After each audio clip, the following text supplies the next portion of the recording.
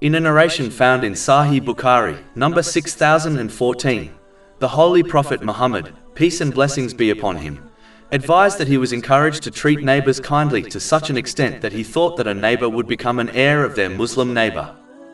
Unfortunately, this duty is often neglected, even though treating one's neighbor kindly is an important aspect of Islam.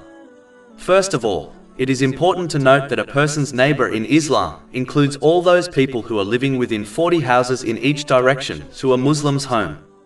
This is confirmed in Imam Bukhari's Adab al-Mufrad, number 109. The Holy Prophet Muhammad, peace and blessings be upon him, once connected belief in Allah, the Exalted, and Judgment Day to treating a neighbor kindly in a narration found in Sahih Muslim, number 174. This narration alone is enough to indicate the seriousness of treating neighbors kindly. A narration found in Imam Bukhari's Adab al-Mufrad, number 119, warns that a woman who fulfilled her obligatory duties and offered much voluntary worship would go to hell because she mistreated her neighbors through her speech. If this is the case for the one who harms their neighbor through words, can one imagine the seriousness of physically harming one's neighbor?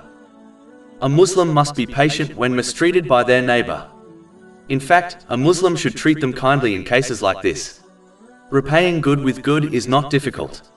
A good neighbor is the one who repays harm with good. Chapter 41 Fussilat, verse 34. And not equal are the good deed and the bad. Repel evil by that deed which is better, and thereupon the one whom between you and him is enmity will become as though he was a devoted friend. But it is important to note that one should not allow their neighbors or others to cross the limits, and they should defend themselves when it is appropriate. Overlooking and pardoning applies in minor situations which will not negatively affect them in the future, nor will it resurface between the people involved, again and again. A Muslim should respect the private space of their neighbor's property, but at the same time greet them and offer them help without being too intrusive. They should be supported by whatever means is available to a person, such as financial or emotional support. A Muslim should conceal the faults of their neighbors when there will be no negative consequences. The one who conceals the faults of others will have their faults concealed by Allah, the Exalted. And the one who exposes the faults of others, Allah, the Exalted, will expose their faults and publicly disgrace them. This is confirmed in a narration found in Sunan Abu Dawood, number 4880. To conclude, one must treat their neighbor in a way they desire their neighbors to treat them, which includes showing kindness and respect.